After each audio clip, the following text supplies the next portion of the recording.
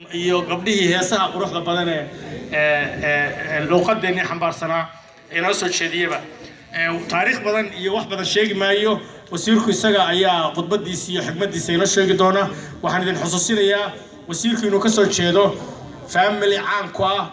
ballaaran oo aad iyo aad dhulkeena looga yaqaano oo ku caan baxay halganka Soomaaliyeed awowgii Ducaale Aftaag aabihii Ibrahim baa la yiraahdaa awowgii Ducaale wuxuu ku noolaan jiray wadanka UK ama Wales qaybta la yiraahdo magaalada Cardiff oo uu yimi awowgii 1908 ama 1908 halkaas oo community service oo caan kaga noqday meesha uu deganaa wuxuu ahaa dadkii abuuray xornimo dhaqdhaqaaqa xornimada xilligii gumaysiga Ingiriisku aan qorraxdu ka dhici jirin marba qaaradu joogo isagu madax ka yahay wuxuu la dagaalamay ama literature kula dagaalamo ama qoraal ama muuqaal ama af kula dagaalamay isticmaalkii Faransiiska iyo Ingiriiska ee geeska Afrika marka xoog ku lahaa wuxuu ahaa nin activist ah oo xorriyadda Soomaaliyeed u dagaalama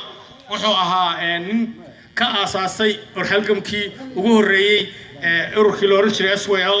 1930s iyadoo Soomaaliya ururka laga hirgeliyay 1943 ka bacdi markii Ducaale Aftaag isagu dhaqdhaqaaqa ka waday UK Abdullahi Ciise markii uu yimi New York Abdullahi Ciise wad garanaysaa maamulka ninkii Secretary ka ahaa xilligii coloniga transitionalka ninkii ku soo dhaweeyay New York colony xisaabtamay dawladda Ingiriiska Maxamed awowgii waa ka reerkaas ka soo jeeda waa reer caana aan isaga aqoon baan aqaanay special Aftaag production walaalkiisa ka weyn baa meediyada caan ku ah filmo badan oo taariikhi ah oo kaliya ku wajahan dhulkeena taariikhdiisa dadkeena taariikhdeeda garaadadeena macnaha documentary noocaas oo dhowr jeer arkayaad baan ugu farxay marka isagu halganka family-gooda oo dhan ay u guntadeen inta waxaan ku darayaa wasiirka waxa la socda la taliyihiisa koowaad oo ah walaalkii Saciid Ibrahim Ducaale Aftaag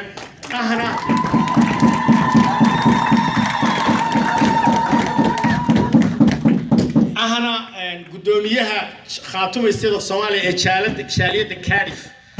marka waad arkaysaan halganka lagama maqna wasiirku waa nin aqoon leh waa nin runtii aad iyo aad u dadaalay nafsiyan family-giisa iyo dantiisa markaan soo xuso laba degree oo kala duwan buu ku takhasusay first degree wuxuu ku qaatay chemical engineering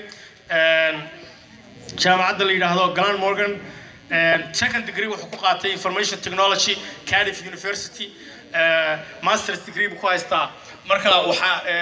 shaqadu imika ku haystaa waxa weeye waa personal development coach if you want to be successful in life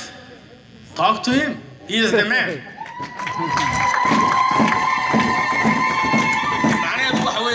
inaad nolosha ku guuleysatid waxa weeyaan dadka ka caawin kara weeye sidii aad horumar personal horumar aad u sameyn lahayd sababtaan u dooranay ilaa imikana waxa weeyaan markii la aasaasay